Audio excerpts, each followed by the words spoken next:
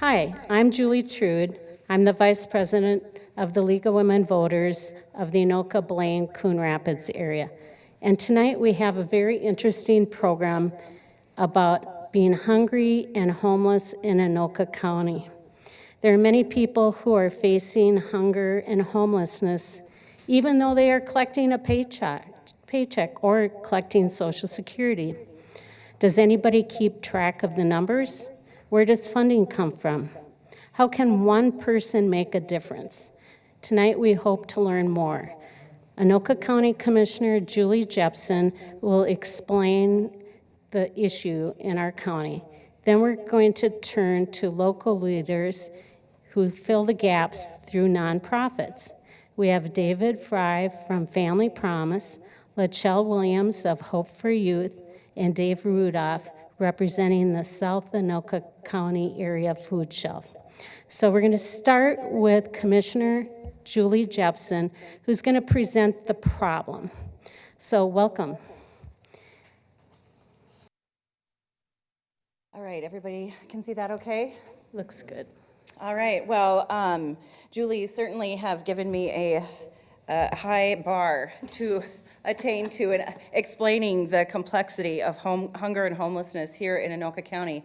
But I sincerely appreciate the League of Women Voters and you offering this invite to myself and my former colleagues in this work, because it definitely does take a village. It definitely does take each and every one of us, not just one of us, even though one person can do so much, but together we can be an absolute force to be reckoned with. But the first thing that needs to happen is we need to, in order to know how to respond, we need to understand what it is that we are responding to. One of the websites, so just a little background. So yes, I was elected to the Anoka County Board of Commissioners back in November of 2022. Prior to that, I was the executive director and worked with Stepping Stone Emergency Housing for 10 years leading up to this. This conversation is not new to me, nor I to it. One of the things that I would always go to every year was a website called Minnesota Housing Partnership. They focus solely on the data of housing and low-income housing here in the state. They look at it as a state level, but then also focus it on individual county data and statistics. So there's a number of things that I wanted to talk to you about from that, because their 2023 numbers are out. And I put this website on here so you can look directly at the one pager. It's actually a one sheet, two sides, specifically to Anoka County. I'm going to put some images on are in my presentation. I'm not going to talk about each and every one of them in depth at all, but just very specific data points to point out regarding specifically what's going on with homelessness and housing and insecurity and evictions here in Anoka County. But first, let's look at the state as a whole and as the counties as a whole. So Minnesota has 87 counties. In every one of those counties, at least 1 in 4 renter households pay more than they can afford for housing. In every county in Minnesota, at least 1 in 10 homeowner households pay more than they can afford in housing. Every county in Minnesota has a shortage of affordable and available rental homes for extremely low-income households. 79% of counties have a shortage that exceeds 100 homes, and 31% have a shortage that exceeding 500 homes. White and non-Hispanic households have strong homeownership rates throughout the state, ranging from 66 to 88. However, we all know the disparities in the BIPOC communities. Homeownership rate for BIPOC households ranges from 38 to 63%. 60 of the 87 counties have seen an increase in eviction filings compared to pre-pandemic averages, and 40 of the 87 counties, no permits for multi-family construction were issued in 2022. I don't know about you, but those are some pretty darn humbling stats. Specifically, though, for Anoka County has over 132,000 households. We have a population of over 363 individuals. One thing that I want to show you on this screen is the median rent has increased 8% over 5 years, where the median home value has increased 20% over 5 years.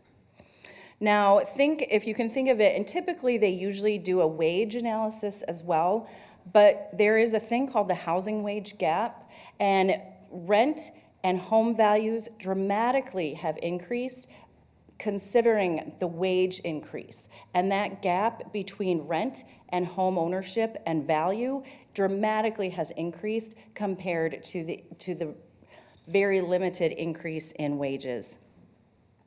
Here's a number, excuse me, another stat that, again, a lot of data here, but I just want to focus on the senior renters. That data point is going to dramatically increase over the years when our population now is aging, but it's even going to be more dramatic when our senior population continues to have a fixed income, but the expenses for housing and other life expenses are dramatically going up. This is always interesting to me that four of the 5 fastest growing and high demand jobs in our community are under medium priced. 4 of the 5 most in demand jobs cannot afford the cost of housing in Anoka. It can't. They also used to do an average hourly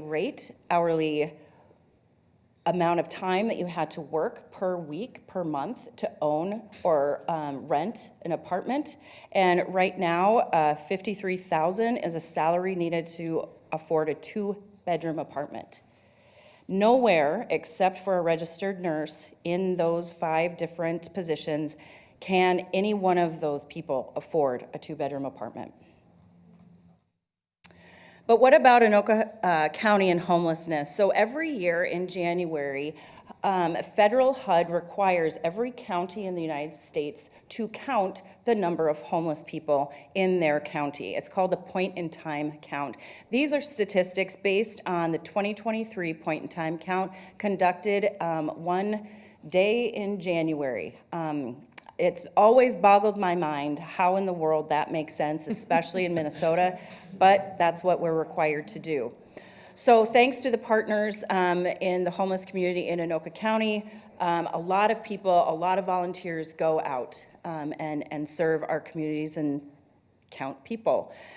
So Dakota County has just 1% more homeless population, and that includes doubling up emergency shelter, transitional housing, and the unsheltered. All 4 of those categories go into these numbers. So us in Dakota County are similar. Then you have Washington, Scott, and Carver counties.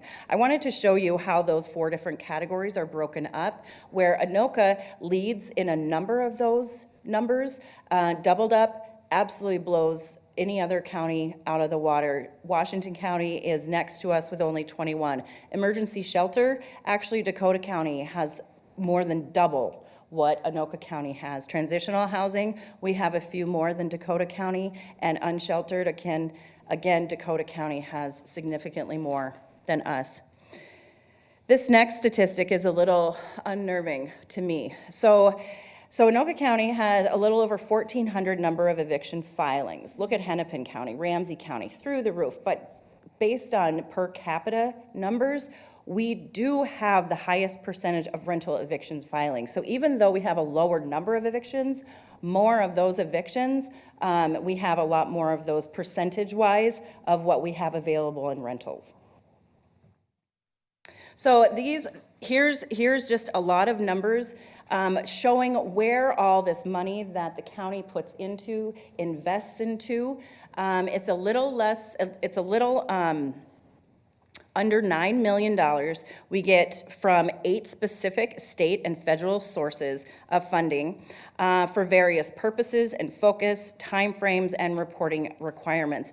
The largest chunk of money that we get is called the Family Homeless Prevention and Assistance Grant, $2.5 million, which provides direct assistance, funding, and support services to families and individuals at risk of losing their housing and or currently homeless. FHPAP has sub-grantees of Hope for Youth, Salvation Army, and YMCA of the North. Far more information is available on our website, or please contact me for questions. Local homeless prevention aid, $1.75 million, $1.745 million. A lot of outreach dollars go through that, FTEs, and direct assistance funds to schools. We also have the cost-neutral transfer of housing support, which directly goes from the state through the county into Stepping Stone. The next option is the Emergency Services Program Grant, which a portion goes to street outreach and contracts provided through Guild. We then have, Families Homeless Prevention and Assistance Fast Track Funding Grant. Now, all of these are fascinating to me because they all have different amounts, different time frames that they can be used, and for different purposes. And so I just wanted to give a shout out to the Community Social Service and Behavioral Health Department at the county for keeping all of this straight, for documenting all this, for making sure that these grants are secure, spent for the purpose in which they are received. They do a phenomenal, phenomenal job. And finally, Homework Starts with Home grant. So going on to another topic, from homelessness now to hunger, the different resources for food and financial assistance. We have the SNAP program, which is the EBT cards. Now and I'm sure Dave can talk a little bit more about the average household of EBT cards and how important it is for our food shelves to be involved, and that's why our food shelves are so overrun right now and in such need of our support, because the average household receives only about $294 per person per month, which equals to about $5 per day per person. Not even close to enough. But then you have emergency assistance and emergency general assistance. Emergency assistance is for adults, where emergency general assistance is for adults without children. So all the nuances of all these different state and federal programs. So SNAP, so what we as Anoka County has for outreach with SNAP, we have an outreach eligibility specialist and a mobile eligibility specialist. And these staff work with partners to educate the community members about public assistance programs, which half the battle we all know as nonprofit leaders, and you all know in the community, education is half the battle. Knowing what's out there, knowing what programs are there, knowing who to call when you need help and fill out a form. That's so much of the work that's being done. And then we also have emergency assistance, or EA mobile eligibility specialists. Funding for these programs, so SNAP comes from federal dollars to the county, and the county has to pay half the cost to administer the program, and we provide those funds directly to the client for assistance. The funds are spent then, so the funds are added to an EBT card. The client goes to the store, goes to wherever, purchases the food. So the money is kind of cycling throughout the community as it's being used, which is a really good way of looking at it. It's not just for personal consumption, it goes back into the community through purchasing of goods at stores. The MIN benefits.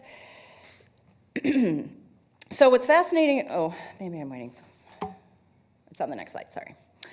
So for emergency assistance, for federal dollars, we have the temporary assistance to needy families. As in this world, as in many industries, we live in a world of abbreviations and acronyms. So I just put those in there just in case you were more familiar with the acronyms than with the full name of the program. And then we have the Minnesota Family Investment Program Consolidated Fund. In 2022, the spending was $613,894, which is up 18% compared to 2019. And emergency general assistance, the state allocation in 2020 was down 2% compared to 2019. Now, I don't want to continually read through these. Some of these you may already know, but some of these you can see through the video that you can watch after we're done being recorded. But one thing I really want to point out through each of these is that in 2021, 1 in 6 Minnesotans experienced food insecurities. The PIPOC communities were disproportionately impacted. And I know that Dave and other food shelves and nonprofits within our community can guarantee that those statistics are real, if not worse now. The other thing to talk about is the application on the other side under Minnesota MIN benefits. The application numbers were up 41% compared to 2019, and that's from 2022. What happened was the state of Minnesota launched this lovely, honestly, I'm not being sarcastic, online application to reduce the barriers for assistance. It made it so easy for people, and thankfully easy for people to apply for benefits. So even though the application numbers dramatically increased, the eligibility, yes, increased, but not to that extreme. More people were applying, while the county staff had to make sure that they were considered eligible, but just know that that 41% doesn't mean there was an increase in 41% eligibility.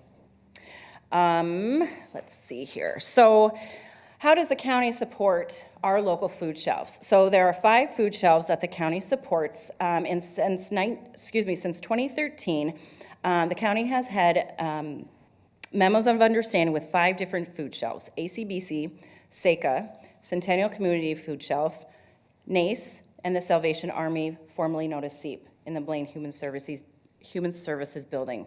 Since 2013, the county has given each of these organizations $15,000. In 2022, due to ARPA funds, the county was able to give each of these 5 organizations an additional $20,000. In 2023, this year, just a couple weeks ago, we approved to give them an additional $20,000 over the 15. So the last 2 years has been $35,000 each year because of ARPA funds, because of an unusual situation, circumstance. In 2024, we are going to look at additional food shelves established since 2013, 2 of which are Hope for the Community and Youth Way Manna Ministries located at Substance Church in Spring Lake Park. Plus the dozens and dozens and dozens of churches and schools that now have their own food shelves located in their facilities. So that's what I've got. Hopefully, Julie, League of Women Voters, I have set the stage for where the county is at in providing services for food insecurities and homelessness. So we'll save time later for questions. Yeah, we'll do questions after we've heard from the speakers. Okay. But maybe there's something while she's returning to her seat and our next speaker's moving to the podium, maybe some of the other speakers want to add something to a number they heard or a comment. I mean, Dave, you work with the food shelf. Does this sound exactly like what you're seeing? Commissioner Jepson is so right. In fact, if anything, her numbers are a little bit low. Yeah. From what we're seeing. It's just, unbelievable. We're running around some days with our hair on fire, it seems like. And the people, we try to work with appointments, but we're getting so many people that can't get appointments, so they just show up. And we're helping them, but it causes a lot of problems because of your scheduling gets thrown off. Food is getting to be an issue sometimes with that and everything, and so we just want to, the extra funding that we got, it came at just the perfect time. So thank you for that. Great. Now we'll move to our next speaker, and I hope we'll have some more interaction amongst our speakers as the evening goes on. We're going to introduce David Fry, who's Executive Director of Family Promise, and Family Promise has some really exciting ventures going forward. And as Dave looks for his slides, we'll see if we can get his show pulled up. Family Promise serves people who are temporarily homeless. And in the past decade, a dozen or more churches were filling the gap by housing families for 2 weeks at a time. And people go to their jobs or school during the daytime, and then they would sleep at one of the area churches and get a dinner, and kids would play games and interact with people in the evening. So Dave, can you tell us what you're busy working on now to help people who are temporarily homeless? Sure. I want to start, I'll give a little bit of a brief overview of who we are as Family Promise and what we've been doing, how we've evolved, and what we're looking to do next. I was just thinking through some of the process here with Julie talking and with some of the other people who'll be talking up here soon too. And that idea that I just want to start with the idea that nobody expects to or wants to experience homelessness. Nobody expects to or wants to experience hunger. And this is something that happens to them. This isn't a failing of them. I believe that we should see it as more of a failing of us as a community for allowing it to happen. As James Baldwin said a number of years ago, anybody who's dealt with poverty knows how extremely expensive it is to be poor in this country. And I just want to start off with that idea that people are not choosing this. This is being chosen for them, and we're here to try to help them step out of that. But as Martin Luther King Jr. said, it's a cruel jest to tell the bootless man to pull himself up by his bootstraps. So this is where we try to help people get the tools and get the resources that they need to move forward and to become stable. With Family Promise, our mission is to empower families experiencing housing insecurity to build a foundation of lasting independence.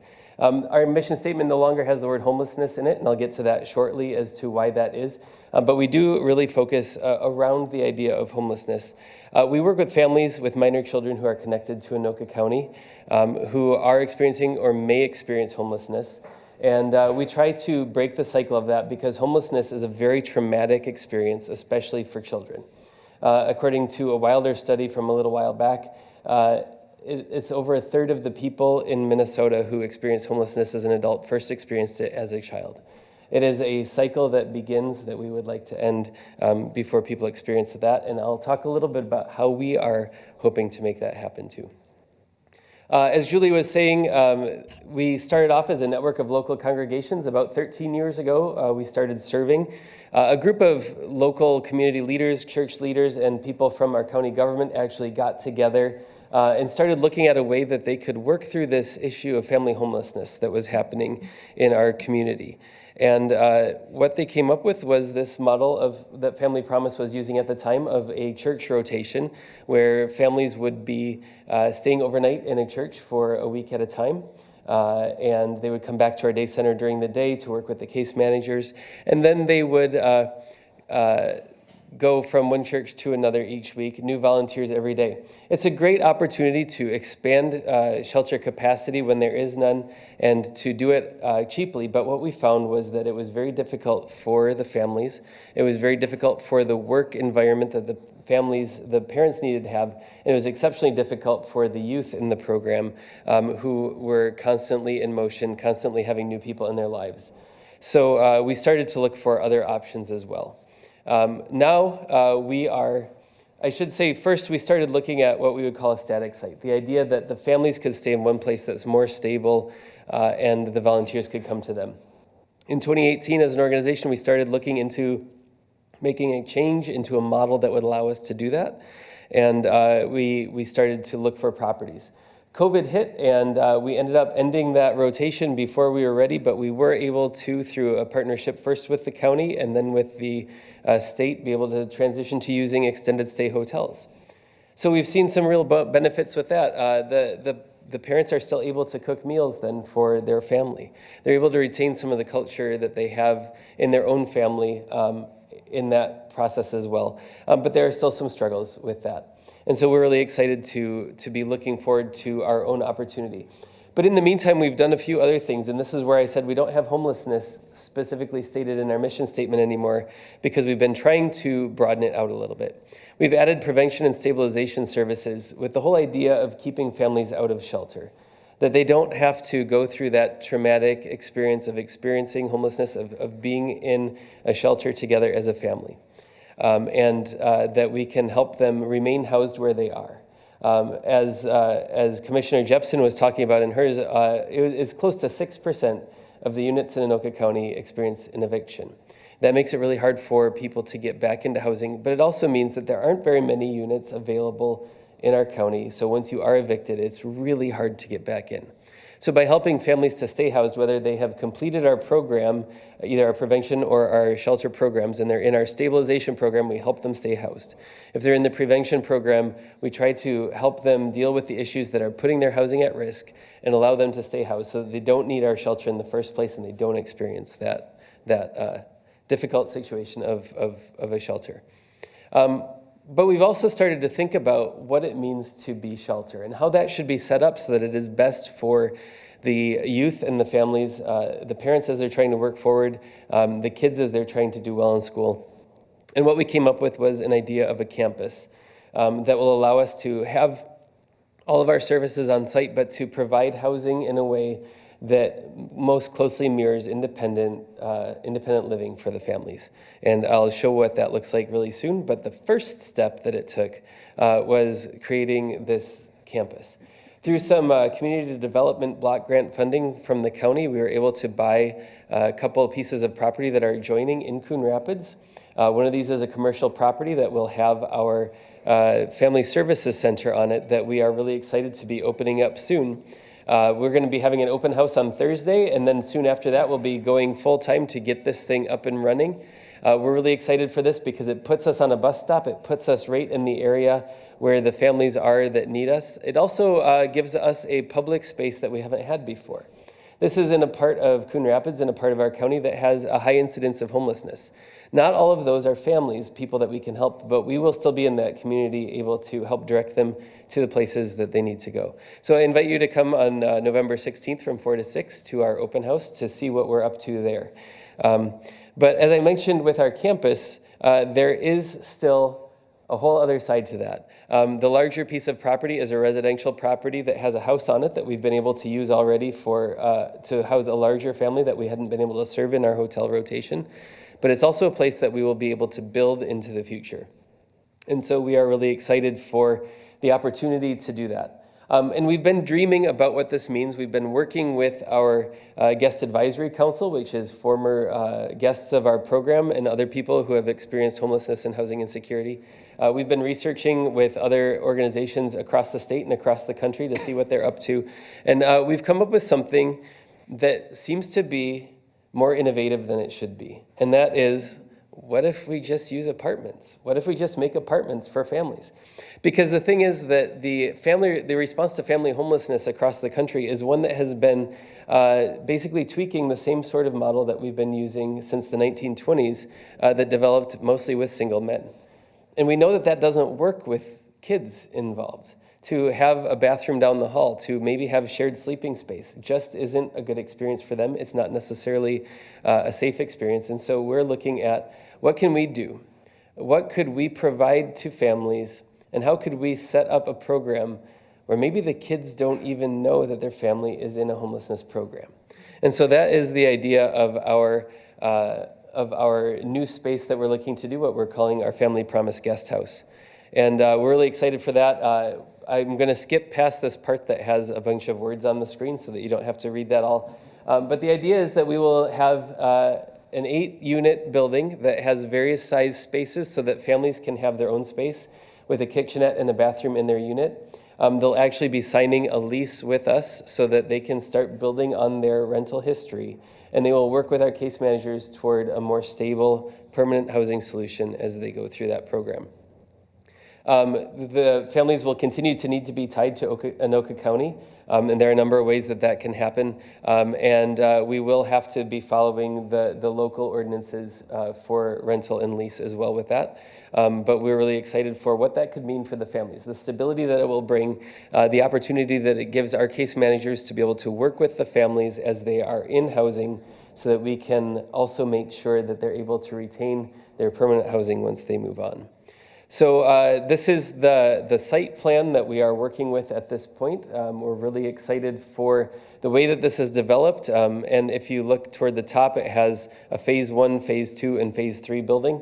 What we're looking at right now is the phase 1 building. Phase 2 and 3 are a little ways off, and those won't happen right away because we want to be able to see what's needed next. We want to be able to learn from what we're doing and do something else. We also don't want to create 22, 24, 30 spaces for families in shelter, because while we could do that, our real goal with Family Promise is not to provide shelter to families, but it's really to get them into permanent housing, into that end stage, into something that they can live in longer term. So those phase 2 and phase 3 spaces there, it may end up being 2 buildings, it may end up being 1, but most likely that would be some sort of longer term housing that we can use for people that need a little bit more time. And then our board, the vision of our board is one that will be looking forward, instead of expanding shelter, expanding housing opportunities in our county. But as we start to look at the building that we are hoping to build, we wanted it to be something that would look a little bit like a house. It would fit in with the neighborhood that it is. Our offices won't be in there. We will have a case management office available, but we'll still be all across the street. So when the kids get picked up for school at this place and the bus stops by, it's going to be pulling up in front of an apartment building, not in front of a homeless shelter. It's not going to say Family Promise on the front. It'll say guest house on the front. And so it won't stand out to people getting off the bus that there's anything amiss. We're hoping that it won't stand out to the kids that are in the program that there is anything unique or interesting about their situation as well. On the inside is where it starts to get a little bit more interesting. If you look at the yellow space, that is one of the living units. This one would be the one that is fully accessible on the first floor with different expansion options so that we can house a family in that unit of 2 up to 7 people. And that would be depending on the configuration we use. But as you look into this space too, there are a number of blue spaces. Those are what we would consider community spaces. Although we will have kitchenettes in each of the rooms and help families get the food that they need to be able to provide meals for themselves and to cook for themselves, and even help them learn how to do that if that's one of the struggles that they have. We also have a community room where our network of volunteers, churches, and other people will be able to provide meals for the families at some points during the week as well too. It's also where we'll be able to provide a lot of our educational programming that we do in the evenings for families currently in or previously in our program. And we're planning to have an industrial kitchen. This was something that I learned from the previous director at Stepping Stone. That's not something that we would want to skip past because if we don't have it, it's really hard to get. It's really hard to provide that food. So we have that in our plans as well too. Laundry and a playroom available for the kids. As we look upstairs, this one is just a number of different units of varying size. These are efficiency units. They are ones that try to use the space as much as they can. As much as we can to make it comfortable for the families, make it functional for the families, but to keep the costs down for us and to just make it a space that is workable for the families, is dignified, but it is not designed to be a permanent space for them to live. Our program is 90 days to try to get families to a point where they're able to get into housing with extensions beyond that point if they need that to be able to get into housing once they've gotten to that stage. So that is kind of the quick overview of the building that we are hoping to create and what that is. So the big question is, how's it going to get paid for? And that is a big question that we have coming up too. We have submitted a grant to the state with their state infrastructure grant that we're waiting to hear from. If we get funded through that, we'll be doing a smaller fundraiser. We'll be needing to raise $350,000 to $400,000 over the next couple of years as we're building the project to make it work. If we don't get funded by the state, then it's going to be a much bigger capital campaign that we'll be doing of closer to $4 million and a much longer time frame to get that done. So we are really hoping for that. So if you are the praying type, we would love to have that. If you have connections with people at the state that could help to, grease the wheels a little bit there, we would love that as well. But I do just have some other areas quickly before I finish up of how you can help. We do support our families in our program. We have a number of options for people with special skills to provide education or mentorship and budget work with families. We also have a meal train program going on to help families with food insecurity that are in any of our programs. And we provide some hospitality baskets for the same sort of thing to help defray some of the costs that people have and to help make sure that they're able to have the supplies that they need on a regular basis. Long-term, we need board and committee members. We always need financial contributions, and we always need people to take out and share the message into the community of the struggle that families have. that we can't expect them to stand on their own when they need the help from the whole community to do that. So we're always looking for people who are willing to take up the cause and to stand up for families that are experiencing homelessness and housing insecurity. So I want to say thank you to you all for being here today, for engaging in this important conversation, and thanks for the time. We're going to go back to our panel now because we want to hear from Dave Rudolph, who represents the South Anoka County Area Food Shelf. And Dave, tell us about what you see and what you want to share with us tonight. Well, first of all, I want to say thanks to the League of Women Voters for having us out here tonight. We really appreciate the opportunity. So my name is Dave Rudolph. I'm a co-director out at SACA Food Shelf, and we're located in Columbia Heights. I've been there for about 13 years or so. I'm responsible for community outreach, fundraising, development, and keeps me busy just a little bit. There's been a lot of changes at SACA. When I first started there, we went through and did, all the food was pre-packed. If you came to the food shelf and we had peas on the shelf, well, you were going to get peas whether you liked them or not. But I'll tell you, though, they really fed a lot of people over the years. They really did, doing it that way. But we've changed it. We changed it to client choice, so the clients are picking out their own food. It's a much more dignified way to do it. I mean, if you can imagine, it's hard not having enough food to feed yourself and your family. But if you have to just take what's available, it's tough. You know, so it's a much better way of doing things. So SACA has been around for about 50 years or so, not quite. I think it's 47 actually. Our name is a bit of a mouthful, Southern Anoka Community Assistance. We get called wrong names frequently. It's happened many times. It will continue to happen. That's why we call ourselves SACA. We go by the acronym. We cover, our official area is Spring Lake Park, Fridley, Hilltop, Columbia Heights, and Northeast Minneapolis. But you know, if you need food, we're gonna help you out. And most food shelves are pretty much that way. SACA has worked hard to build a reputation of a place that has high quality services and treating the people with dignity and respect. We have, you know, with our client choice model, there's always fresh produce. There's always fresh meat, you know, meat and everything.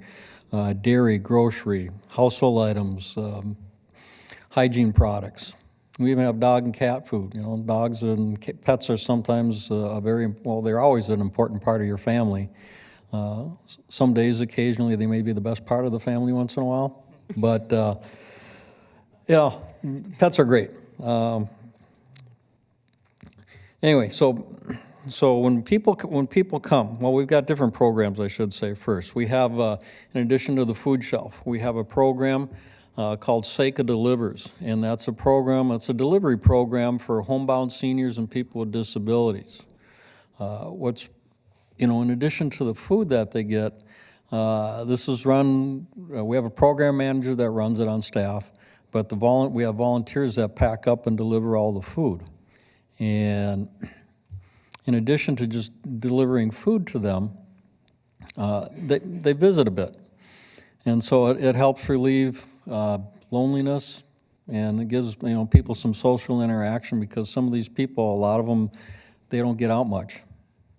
And so what's been one of the best things about this program is the fact that some of the friendships that have been formed, it's really amazing. And we've had students that have done this before, too, high school students. And some of them at the end of the school year, or when they graduate and they graduate out of the program, it's really hard because they don't want to leave these people. So that's really neat. So that's one of our programs. I'll talk about our other programs in a little bit too, in a minute or two. We get our food from a lot of different sources. We get what they call food rescue from a couple of Cub stores, Target, Aldi's, and a Trader Joe's. So food rescue is food that the stores have had on their shelves for a while. A lot of it's produce. It's still good. They're mostly good. We do sort a little bit, but it's still got, you know, anywhere from a day or two to sometimes it's a week or more where it's still good to eat. And so we get a lot of fresh produce that way, and the meats and everything, and the groceries. Food also comes from community donations. Somebody does a food shelf in the community. Local farmers and gardeners during the harvest season, when all that fresh garden comes in, we get a lot of tomatoes, way more zucchini than what we need, but you know. But I mean, it's tomatoes, it's cucumbers, it's beans, it's all this great food. And then the community food drives, you know, somebody brings in a bag or two of groceries. School does a food drive. Just a lot of different ways it comes in. We also partner with food banks like Second Harvest and the Food Group, okay? A lot of people get confused with what a food bank is versus a food shelf. A food bank is a place where a food shelf gets a lot of their food. But if you need food for your family, you're gonna come to a food shelf. Now that's a pretty simplified version, but that helps to describe things though. Some of the other programs that we do are holiday meals. We have one with the Lions that we do every year, in addition to the one that we always do at the food shelf, and this is the Spring Lake Park Lions. This year, however, we at one point we were not going to do a holiday meal program. We just couldn't afford it. Food has gone up so much. I mean, even buying through the food banks, which we can buy really cheap. A lot of times it's every dollar we spend, we can get 10 plus pounds of food from the food banks. And so, but even that has gone up. So last Friday, I got a phone call from Chris at the Heights Pizza Man, and he had heard about what happened with the holiday meals, that we were going to have to cancel it this year, and he asked how much we needed. And so I told him. He said, well, let me see what I can do. And about 3 hours later, he had commitments from himself, Sage Auto, Moeller Barber School, Jimmy's Billiard, Tasty Pizza, several other places. And so guess what? We're doing a holiday meal this year, which is just, I mean, I can't tell you how hard it was to put that out on social media that we weren't going to do it. And to be able to do it all of a sudden like that, I mean, it's just, you know, was it you, Julie, Commissioner Jepson said that it takes a village? She is so right. And it's a big village. It's not just a little village, it's a big village.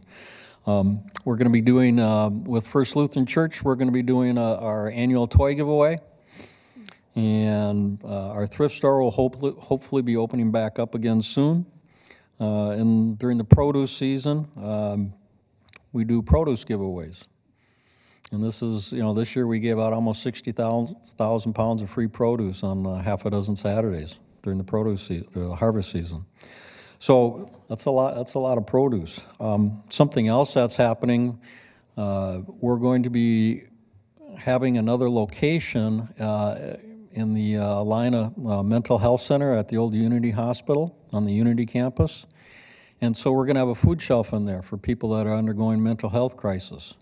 This will not be open to the public, but we are going to be able to help out people, and we'll have them be able to give them food to get them, you know, through a day or two, and then we'll get them appointments at the food shelf. And we are really excited about this, and we're honored that Alina wanted us to partner with them.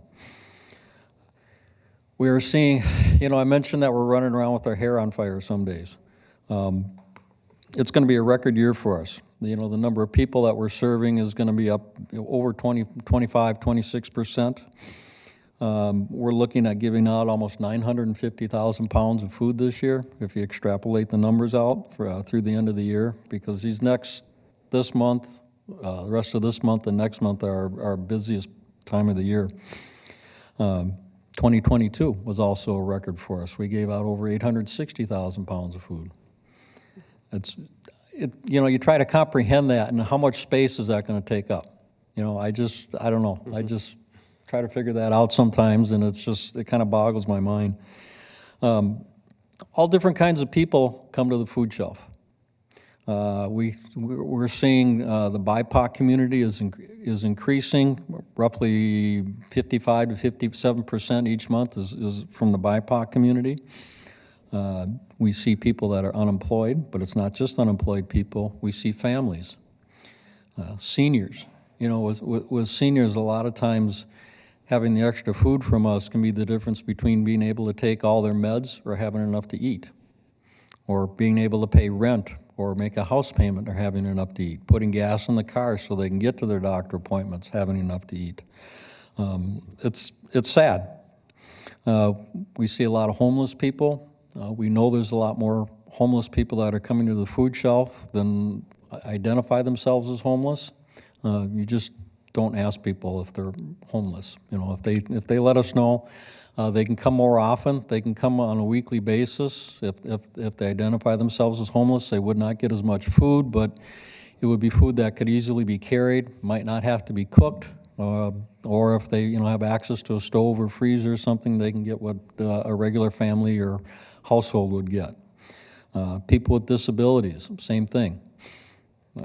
We help them out. We have seen a amazing surge in the Latino community coming. Frequently, we're seeing more people from that community than white people coming, and it's just a little bit mind-boggling to see how many are coming. Many of them are coming from Ecuador. A lot of them don't speak English. Many of them don't speak English, so we are hard-pressed to. We have a person on staff that speaks some Spanish. Some of our volunteers speak some Spanish, but we're really looking for Spanish-speaking, volunteers to help out, just to be able to help them out a little bit better. Funding, we don't get any permanent state or federal funding.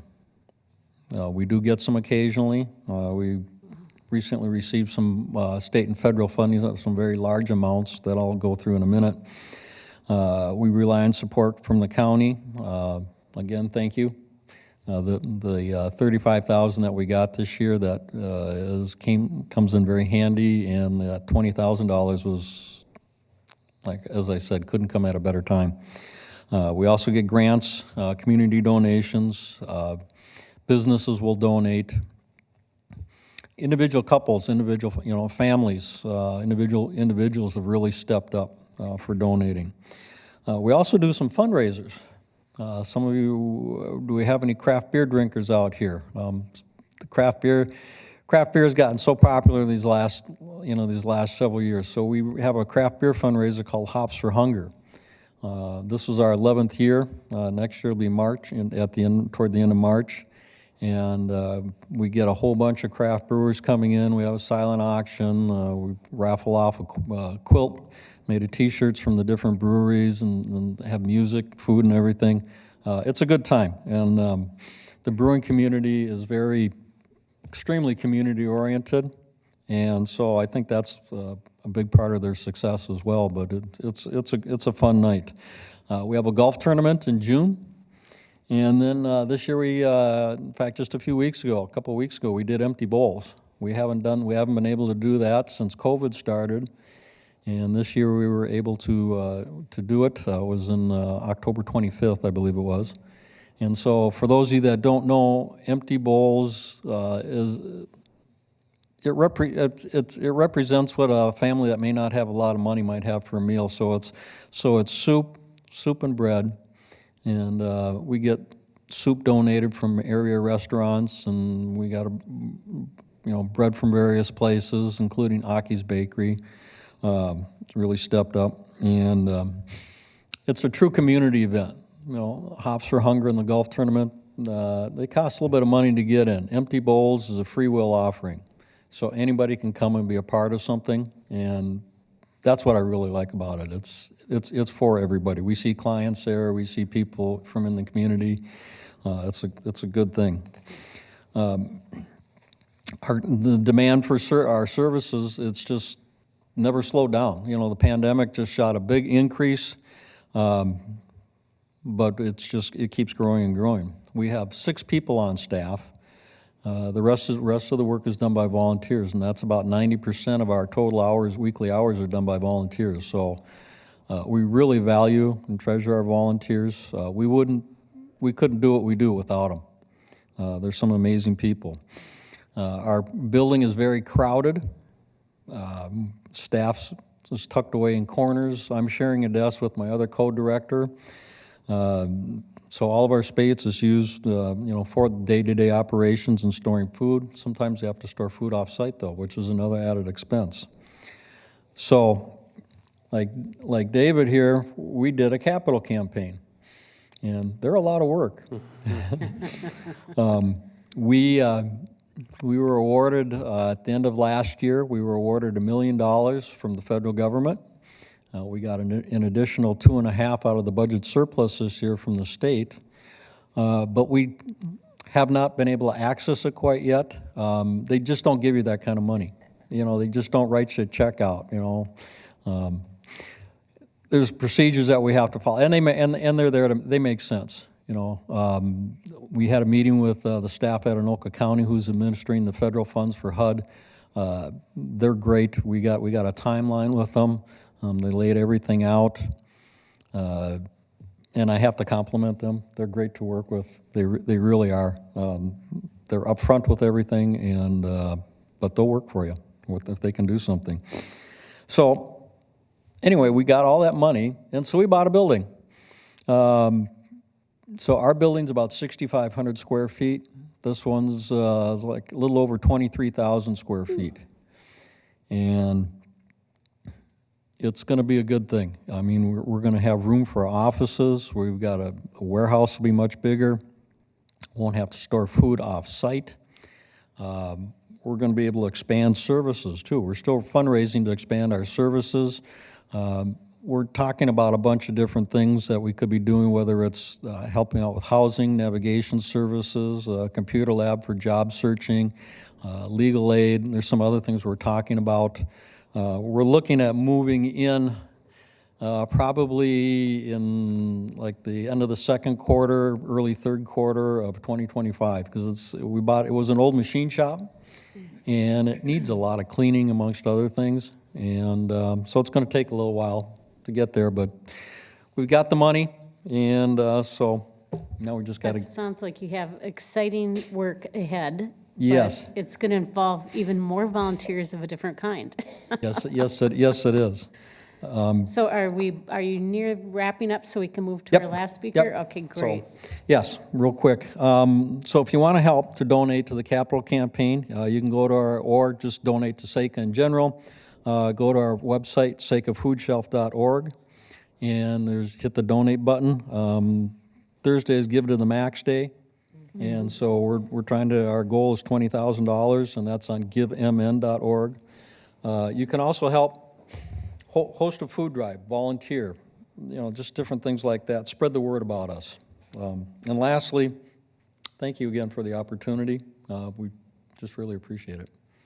A lot of important work going on throughout our county, and this was just from one of our, 5 food shelves that the county supports, but then we know a lot of our churches also, and almost every school in the Anoka-Hennepin district probably as well, and the other school districts, Spring Lake Park, Fridley, et cetera, have food shelves for youth going home so they don't miss meals on weekends.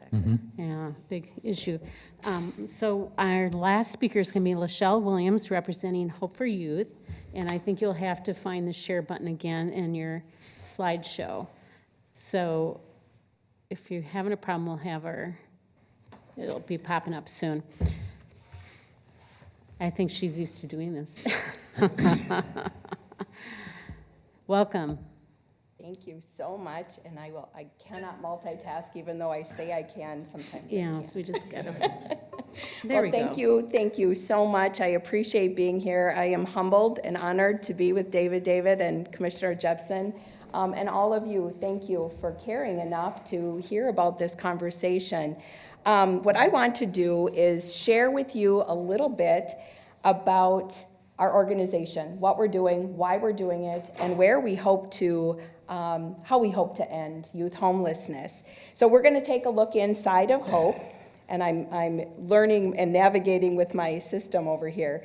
We were fortunate enough this year to celebrate 10 years of existence. So we have been really striving towards helping with our mission for the last 10 years, reaching thousands and thousands of youth and really helping them 16 to 24 to find hope in what is not necessarily a great conversation to have. You've heard from our community leaders that it's real. Homelessness is a real fact. We too do not label young people as homeless. They're experiencing an episode, a situation of homelessness.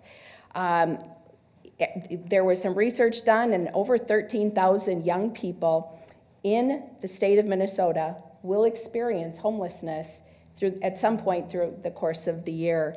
Tonight, as the temperatures dip, it's estimated that 6,000 young people will experience homelessness.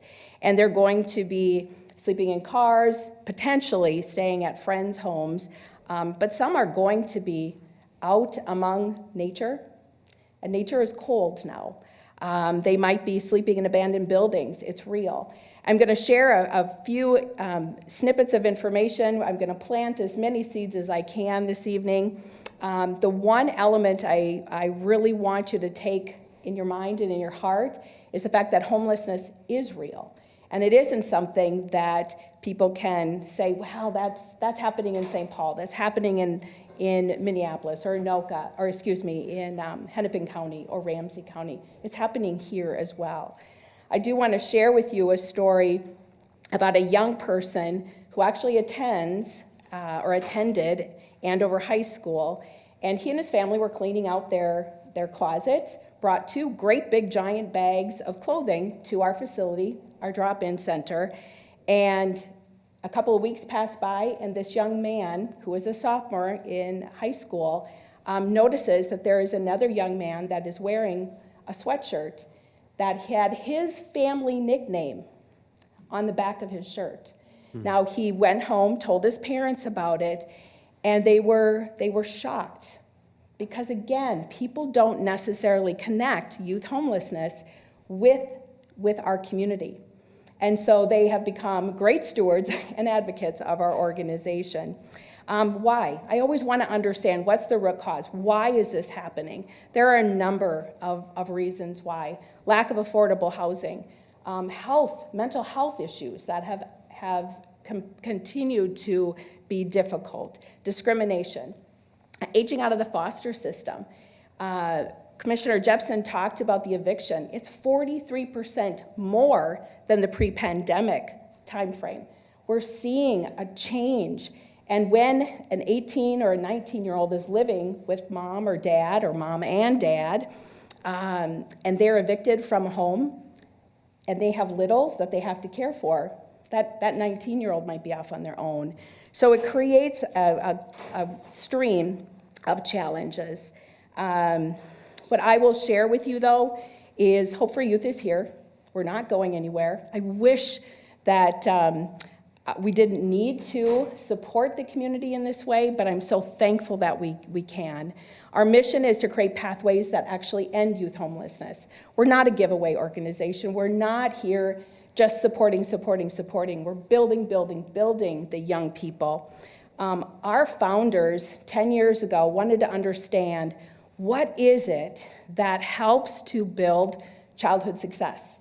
What key indicators are there? So then we can build that into this organization. What they learned is that a young person, in order to be successful in school, in social interactions, is they have to feel safe. They need to feel safe. They need to feel valued and loved, and they need a caring adult to walk beside them. So that is where our vision was born, and we fulfill it and live it every single day.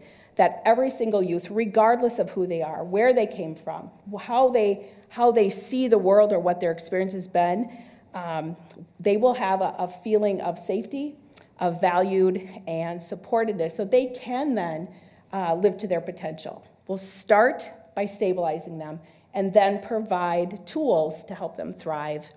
We're in the last 2 months of our 3-year strategic plan. We'll turn the page in 2024, and as both of the Davids shared, we've got exciting things on the horizon. We're excited to see where it takes us. We operate our mission out of 2 facilities, the Drop-In Center in Anoka and Hope Place in Coon Rapids. For those that don't know Hope for Youth, I would like to just share just a smidge of our history. Again, we're 10 years old, so we're young as a nonprofit, but we're mighty and we're moving forward with vengeance. We started because community members like you heard on Channel 11 a news report that there were young people staying in tents behind Blaine High School. They thought, no, that cannot be. That is not happening in our community. Well, it is, and it was. And so what they did is they rallied. They got together every Tuesday for months. And in 2013, they opened the doors of our drop-in center. We're still at the old Milk Building, right on 4th Street in Anoka, busting at the seams, but we're there doing all that we can. In 2016, we opened Hope Place, which is a transitional housing facility. In 2020, little thing like called the pandemic hit, and we can't shut the doors. These young people needed food, they needed hope, they needed resources. So we remained open and helped them. As my esteemed colleagues here, we too were blessed and fortunate to receive some state funding, and we have funding that is waiting for us once we find a location for an expanded drop-in center, because we're busting at the seams. Every day, the young people that walk through our doors have the opportunity to end their homelessness experience by the resources and support that we're providing them. Now, how we do it, pretty important. We've got what we call our 4-fold approach, and we make sure that we walk beside the youth. Again, it's not telling them what to do. We're not directing them, do this, take this step. Rather, we're walking beside them using trauma-informed care, a strength-based mindset, client-centered, or we call it youth-centered focus, and then always harm reduction. What I will share with you, the drop-in center in Anoka is really our hub of services. That is where young people come that are in crisis. They come to us hungry, cold, sometimes hot, depending on the time of the year. They come to us maybe needing clothes, needing support, needing hope. And what we do there is we will help to solidify and strengthen their resolve in that moment, stabilize them. So truly, if they're coming in and they have a job interview tomorrow but have nothing to wear, they go to the clothing closet and they will get the clothing that they need. If they're hungry, we have amazing community members that will prepare meals every night, Monday through Friday, for our youth. They will have the opportunity, if they just want to grab food and go, we've got a pantry by which they can come and they can get the hygiene products they need, the food that they need. We have a washer and dryer so they can wash the clothes that they have. They can take a shower. Whatever those needs are, those basic needs, we have a place for that to happen. But where the magic is, the North Star for Hope for Youth, is our one-on-one support with case management. And that's where we walk beside them. We help them, we hear where they want to go, and then we help them with the steps that will help them move through and out of that homelessness experience. Hope Place, one of my favorite places on the planet. Hope Place is a 12-unit facility. It is not an apartment complex. Rather, it is a program by which we have 12 apartment or studio apartment type facilities. And young people can come and we will continue with that case management, walking beside them with those social and emotional resources that maybe they still need. But these are young people that are ready for independent living. They can stay with us for up to 2 years, finishing school, making sure to finish training, a job, whatever it is that they're working through and working on.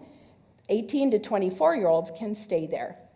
You can see on the screen some of the successes that we've had. Over 90 young people in the last 7 years that we've been open call Hope Place home. Now, I've given you a lot of inputs, stats, information, but the outcomes are where it truly tells the story. Because with the work that we're doing, if we're not moving the needle, then I feel like we're not really creating change. And so our work, our focus has been, how do we demonstrate to the community, to the donors, that it's making a difference and that it truly is working. And I'm proud and honored on behalf of the hard work that our youth are doing to share with you that the effort that they're putting in as the team is helping them on this journey, it's working. 75% are sharing with us through a survey after working with our case managers that within 6 months, they're seeing improvement in career or employment goals. 78% have obtained or maintained stable housing. Huge for the conversation we're having today. That's where the rubber kind of meets the road. 78% report improvements in mental health. Big win, big win. 84% say they're having 0 to less encounters with the justice system. 84% have improved relationships with friends, family, and other adults. And a big one for our team has been 98% of those youth that were surveyed after working with our team for 6 months or more are sharing that they are seeing success in their life, 1 or more goal areas. It's huge. So it's working. It's working. Now, we're not doing this alone. We are only successful through the work, the support, the love, the shared time, talent, treasure, and testimony from the community.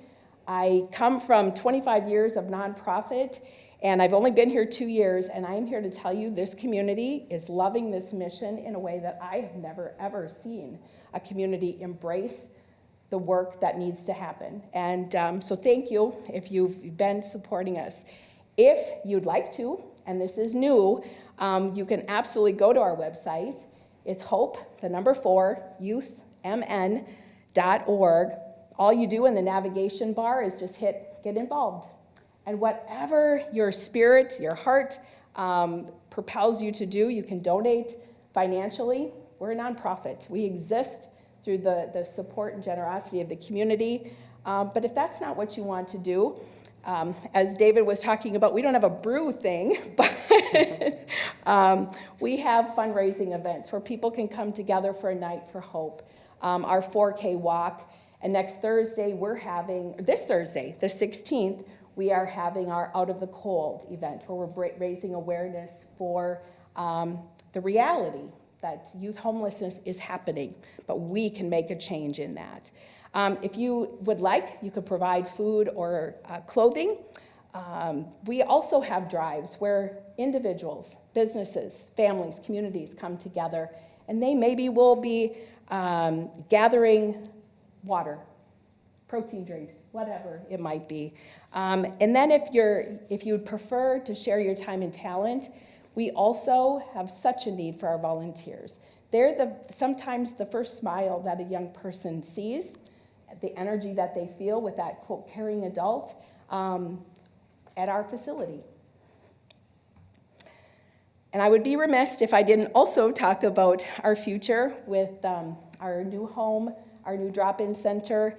We're still looking for our location. We are not fortunate in the same aspect of my colleagues, but we are looking. So if you know of a property or you know somebody that has a property in Anoka County, we're really focused right now on Northern Fridley. Seems like a fantastic place, but if you know anyone, reach out, let me know. And with that, I will say thank you. Please, if you have more questions, ideas, thoughts, want to get involved, reach out. I know we have members in Fridley, including some former civic leaders, so maybe they will get back to you, I hope. Sounds good. Thank you.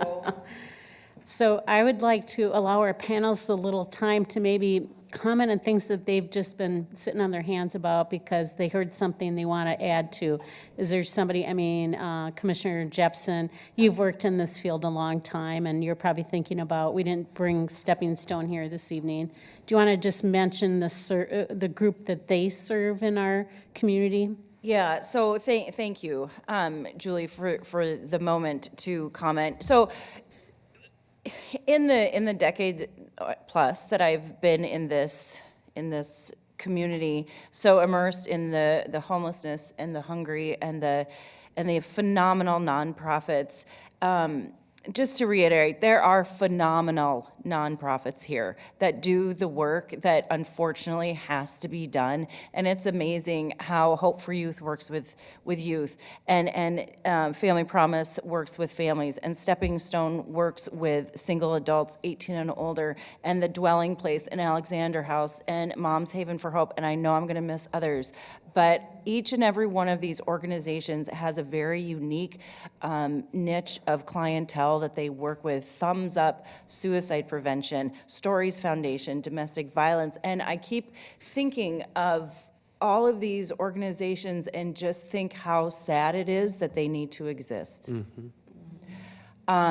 It hurts my heart that they need to exist, but it heals my heart knowing that there are people in this world that focus on the work day in and day out, and knowing where you guys are coming in from day in and day out, and how absolutely lonely it can feel, and how absolutely lonely and isolated it is, knowing that you are so passionate about doing this work, but I have to tell you, you are not alone. You have an amazing community here to rise you up, to support you in your fundraisers, in your new building. And I just, hearing you guys today talk about the phenomenal, innovative things that you're doing to not be okay with status quo, to listen to your clients and adjust based on what you are hearing them say is so inspiring and profound,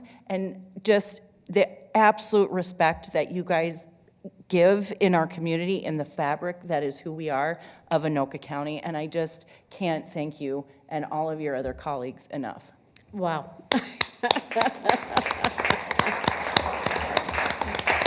Thank you. I always wondered if Commissioner Jepson went to seminary before she got involved. No.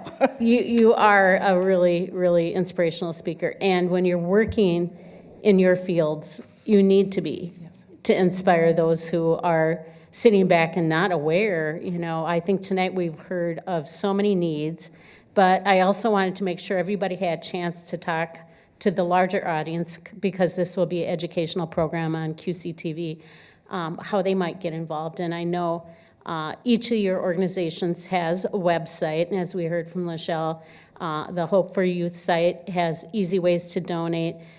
David Fried, I assume Family Promise does. I looked at your site and the mission to raise between $350,000 and maybe $4 million, depending on the grant. Yep.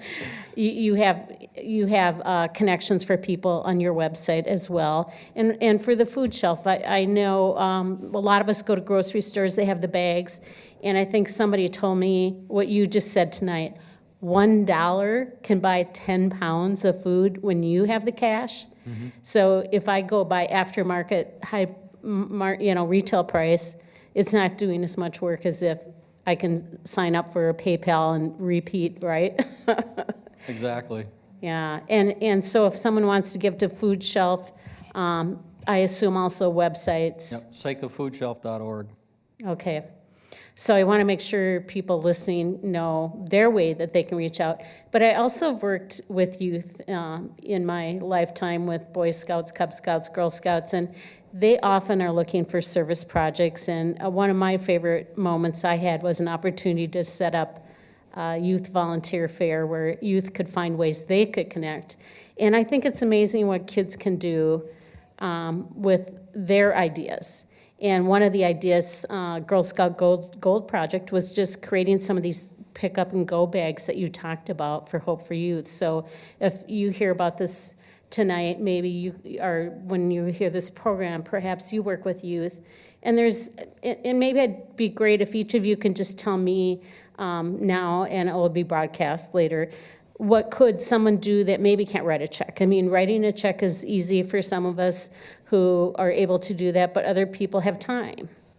So David, what would, maybe let's say a Girl Scout troop wants to do something for Family Promise, or a Boy Scout group, or a church group, or 4-H group or something, what would be some things to do besides financial? Yeah, that's a great question. You know, we have a lot of different opportunities, and a lot of it depends on what we need in the moment. So right now with some of our construction and preparation projects, we're using a lot of that for painting and preparing space for people. But there are also other opportunities too. We do a lot of stuff with providing paper products for people. Those get really expensive, and so we've had a number of groups that have done drives for things off of our needs list, which is really helpful. It can be going around and knocking on people's doors. A couple years ago, we had a group that did a reverse trick-or-treating. So on Halloween, they went and knocked on doors, and instead of taking candy, asked for rolls of toilet paper that could be given back. So those kinds of things are great, and anything that we get that we're able to receive I like could that, see we that can being turn a around. senior high school Yeah. project. Let's collect the toilet paper and turn it over to Family Promise Instead of throwing it in the tree. Instead of Yes. putting it, yes, that would be a good project for senior class. Yes. Yeah. Yeah, so your wish list, some of the things are paper products, so that'd be a good type of a drive other than a food drive. And we do Yeah. keep a needs list updated on our website, and that's always available at familypromiseanoka.org, and you can also contact us through that. If you have a group that's looking for something to do, we have people that are looking for groups to do things, so we can always try to match you up with what that is. Lachelle, do you want to add to some of those ideas? Absolutely. We've got, the volunteers that are actually working, greeting the youth, supporting them during tax time. We've got those that have a talent in tax preparation. They're helping the young people to file taxes. Homework support help, because they sit beside them as they're working on their little computer labs and finishing their homework. But then we've also got the big projects similar to David's, where Hope Place was needing a paint job. And so we had 2 different groups that came in and painted. One of the Gold Star programs with Girl Scouts was creating a book library for the littles. So 22% of our young people have children. Wow. And those children need something to do while they're working with the case manager. So they created this fabulous library by which then the littles could read stories. A volunteer could read to them during that time. And then lastly, making dinners. There's nothing like Grandma's lasagna or something like that our community groups bring in, church groups bring in, and the youth get to feel great love and support. Great. Well, Julie, would you tell some of the things that people bring to Stepping Stone, perhaps, that you saw as helpful? If I could, I'm going to change direction just a little bit, because this is not organizational specific, but just something you can do that doesn't cost a penny, that takes an absolute second. And I've always talked about 3 different things. First, give the benefit of the doubt. You never, ever know where someone is coming from, so don't assume. Mm-hmm. Mm-hmm. Ask what someone might need, and be prepared to give it. 3, and finally, smile. Acknowledging someone exists in this world might be the greatest gift that you give them in that day. 3 things, costs absolutely nothing, takes absolutely a second, but can change someone's world. Wow. Those are things that are of great value. Yes. Dave, is it hard to follow that? Yeah. No. 2 things. I'm just going to echo what you just said, that smile. When people come into the food shelf, it can be very difficult. We see people that come in sometimes and they won't check in or anything. They just kind of poke their head around and look around, and you ask them if they need some help, and they're, no, I'm just looking. Sometimes you'll see these people 3 or 4 or 5 times before they'll come. Sometimes they never come back. But when you see somebody sitting there and they're just waiting, to go shop for food. And you just look at them and you smile and just say, hey, welcome to Seika. And that simple little smile and that little phrase, you're absolutely right. So I am getting a few questions I want to share with the group from our chat, and then I will see if people here would like to have questions. If my panelists don't have something else that they just feel a burning need to share. I have one Yeah, thing, go ahead, Julie, please. that I know that we all share so many statistics, so many numbers with those that are willing to hear our stories. The element of truth that I would ask all of us to remember is that every single number or stat that we see is a person. And every person has a name, and every name has a story, and it's a unique story. And I always say that those stories are deserving of hope. And regardless of what organization we're speaking of, I do encourage us, and it's the smile and that Commissioner Jepsen and David are talking about when greeting someone. So just when you see the numbers, remember what it symbolizes. That's a great comment. So one of our listeners at home is mentioning we have the Anoka Community College and Anoka Technical College in our communities. And have you worked with them to try and get extra volunteers or co-sponsored a fundraiser? And, I don't know if that's happened or not. I'm guessing you probably are getting clients from students. I will share that we have a collaboration with Anoka County, the workforce program, and we've had speakers that have come from Anoka Tech, and they'll work with the youth at Hope Place and help them to understand how to navigate this big world called life and what they might need to do. And even maybe just for looking at education to enrich Absolutely. their resume, job skills. Great. Are there any questions from the audience? I just want to comment. We go to the take whatever. And so I'll share with the listening audience that one of our observers tonight is commenting about her church in Anoka as part of Family Promise, and they have a clothes closet where people can come and choose clothes. And that church is, you said it was United Methodist Church of Anoka. United Methodist Church of Anoka has basically a clothing shelf, but people need appointments. Yeah, they can sign up People need to sign up. They can contact the church, and then they can get and take what they need. clothing And the for free. clothes come from schools. Kids leave their jackets and stuff, their stuff. And I'm hearing that these are clothes that are repurposed from all the lost and founds. And we've all seen how large those bins get. So that's helpful for anybody that's looking for that or looking for a place to make a donation as well. And I have another question. I'll repeat after I hear it. I have a Hope for Youth question. What's the upper age to be served by Hope for Youth? And the question is, what is the upper age for Hope for Youth services? Up until they're 24 or turning 25, so up the full year of 24. So then I have a second part to that question, which is when they're 19 and up, what do you know the percentage that are still working on a high school credential? Is that part of what they're doing? Do you want to repeat the question and then answer it? The woman in the audience was asking what of those that would traditionally graduate by 18 in a high school, how many are still working on their high school diploma? Is that right? Yeah. Yeah. I don't have that stat in front of me, but that is part of the work that the case managers will help then that young person to, if it's a GED or if they're actually going back to, say, an online high school. So those are two programs that we work with. And I have another question from the home audience, and the individual, this is for Commissioner Jepsen. Why does Anoka County have the highest eviction rate in the state, and what could be done to curtail that? Do we have any idea? That's a great question. I apologize. I do not know that number. I think it's a great question to get an answer to, and thank you for that question. And I will get that answer and send it off to Julie when All right, and then I can it. respond. It's Yeah. a member of our local league. And somebody else is commenting that the model of the new facility at Family Promise looks like a model of what they call the co-housing model of living, and it's very popular in our country.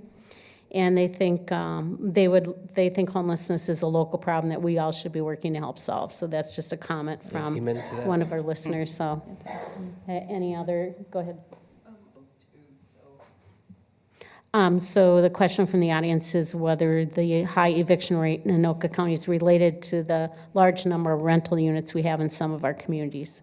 And we don't know, right? Right, we don't know. I mean, based on the data, we have a pretty low number of evictions of rentals, but the percentage of those evictions is just very high. So these numbers need to get sorted through and understood more. Okay, I need to sort through these numbers and I need to understand them more so that I can share with you all what's really going on and why it's so high. I can say that we've seen a lot of families experiencing eviction, and this isn't necessarily to pick on any specific company or anything like that, but mom and pops, small organizations that just have a few units are much less likely to be evicting someone. They're more likely to be working with them and to try to keep them housed.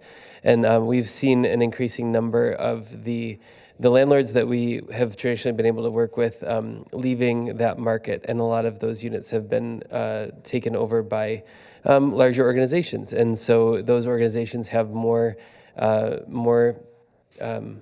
it's easier for them to do an eviction. There isn't that personal connection there.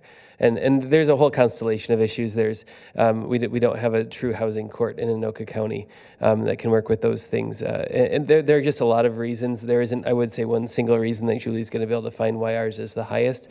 But there are a lot of reasons, a lot of little reasons why it's a little bit higher than other places. And you add those together, and that's where you see that percentage that's a higher rate than anywhere else in the state. We have a question, Kathleen? So I'm going to see if I can kind of synthesize the point because the people at home can't hear you at all. Okay, so our audience member is asking about outreach for homeless, and she is commenting how frequently those of us driving see people holding up a sign, "I need money, I'm homeless." Is there a street worker, somebody who reaches out to those people? And how do people learn about the services that some of your organizations are sponsoring? I think David Fry would be the best one to start with this, if you wouldn't mind. Sure. You know, one of the things that I would say is that the people that are standing on the street corner asking for money are an extremely small percentage of the people who are struggling. And it's the ones that are hidden more that are harder to find. And out here in the suburbs, when we're up here in Andover, out in Ramsey, where our day center is currently, it's really hidden in a way that it's hidden so much that a lot of, thinking of families specifically, a lot of the families don't recognize that they themselves are even experiencing homelessness. Maybe they haven't been somewhere, maybe they've been out of their own place for 6 months, but they've had places to be, you know, the basement of a family member for a while, something like that.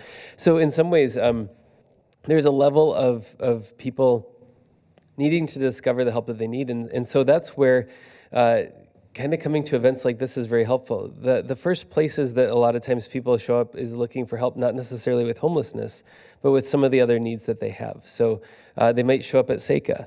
They might show up there because they're hungry and they haven't had a good place to cook. And then it's through that process that they're able to learn about maybe Hope for Youth that would be able to serve them in the age that they are. Our network of congregations is the same sort of thing. People walk through those doors every day. And so it's really important for them to understand what resources are available. And like we at Family Promise have put out a simple sheet that has 18 different resources on it of places that, depending on what's needed, where they can call. Same sort of thing with when they get to the county. The county offers hundreds of services available, everything from food assistance to some emergency assistance, all sorts of stuff. Every place that they get into the county, they're able to start to discover the services that are available to them. But I do think that kind of gets to your question that you had too about who's still left out in the cold. who is it that isn't coming to the table there? And we have seen, especially people, and David brought this up with Seika, that people that don't speak English very well, for instance, if they walk into a church and they don't speak English, it's going to be really difficult for that church to send them over to Family Promise because they won't know what question is being asked or how to ask it. And so I think that is probably the biggest area of people who are missing. The second area is people, I would say, with significant mental health issues. Mental health is a leading indicator of homelessness, but yet is something that makes it very difficult for help and for coming in to those programs as well too. And so that's an area that we as a society, I think, really need to look at tackling next. Go ahead. Yeah, thank you. I just wanted to make one comment because I think the question that you asked is the most integral question that could have been asked this evening, because there are so many programs of people coming to us and some outreach that can be done, but it's the people who are missing in the gap that are those who are going to your food shelf, because 40% of people who apply for EBT cards aren't eligible. And that number is only increasing, therefore you are staying in business with your hair on fire, right? And then the other thing wanting to mention, it goes into that eligibility. And so economic assistance and general economic assistance is one-time funding based on how eligible you are and what threshold you meet. And so those eligibility requirements haven't shifted with our growing shift in the world that we live in today. And so it's leaving more and more people underserved or not served, and that gap is dramatically increasing for people being missed through these services. So I think that is a spot-on question that really needs to be looked at, and personally, I think really needs to be looked at the legislative level, both state and federal, because we can't do anything. I mean, these amazing folks' hands are tied because of where the funding is and their own eligibility requirements. And as you know, the League of Women Voters does get involved in helping people learn about candidates and their positions, and some of these topics are things that we hope to have a lot of questions come up, because it is important for us when we select candidates, they represent our concerns and our viewpoints about the world. I did want to mention one quick thing, the last slide in my PowerPoint, and I mentioned too, like, it's very important to know who to talk to, emails, phone numbers, direct people's names. The last slide that I had was the name of Jennifer Crotto, who is in Anoka County Housing Assistance, her direct number, her direct email, and then also the Anoka County Housing Help Desk number was in that slide too. Okay, so we could actually have QCTV pull that out and put that at the end of our program as well. Thank so you. people who are hearing this or parts of it would have a contact. Yes. Okay, that'd be great. Thank you Yes. so much. Yes. Well, I see that we're approaching 8:30 or past 8:30. We usually try and conclude by then. And so I just want to thank our speakers on behalf of the larger community and the League of Women Voters for sharing your important work and helping the larger audience of our county recognize we have neighbors who are struggling, but yet we have people who are helping.